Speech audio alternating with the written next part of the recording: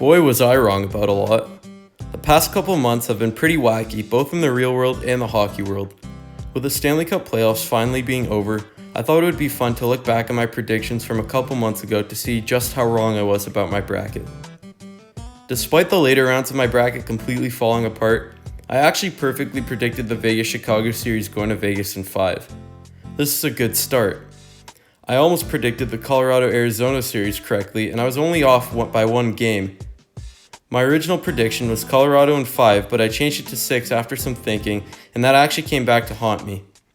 This was definitely not as bad as my Dallas-Calgary series though, in which I predicted that Calgary would overtake Dallas in 7. I was very wrong about that. Calgary kinda sucks.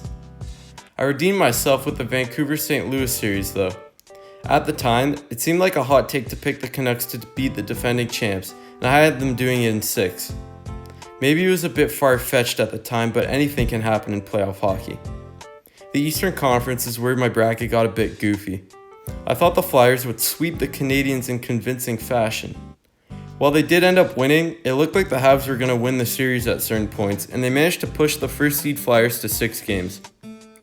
Unlike the 2019 playoffs, the Lightning beat the Columbus Blue Jackets, and they did it in 5 games. I predicted that they would beat the Jackets in 6, and while I wasn't right, I was pretty close. I was not close in my predictions for the Capital and Islanders series, however. I thought the Capitals would fight the Islanders hard and eventually take the series in 7. Instead of taking over, the Capitals curled into the fetal position. This series was a great reminder that great coaches are so underappreciated in sports, and especially in hockey. Another series I was way off on was the Boston-Carolina series. Even with all the deadline acquisitions, the Canes couldn't beat the Bruins for the second year in a row. I know they looked like a different team once Fetch went down, but I expected more from them.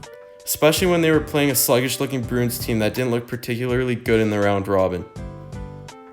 I had Vegas and Colorado going to the conference finals in the West, and while I was right about the Golden Knights, the same could not be said about the Avalanche. In the East, I picked the Capitals and the Flyers going to the conference finals, and I feel pretty dumb for that now, especially because I had Washington eliminating Tampa in the second round.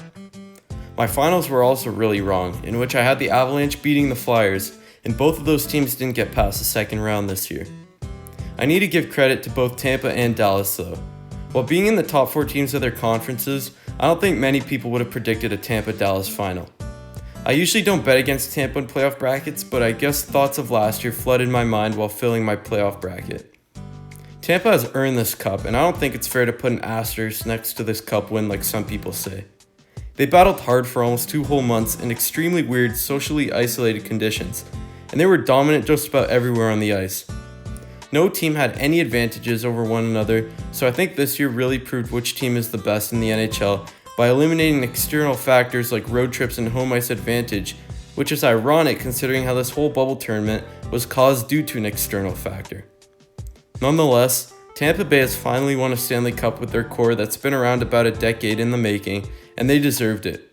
Congratulations, Tampa.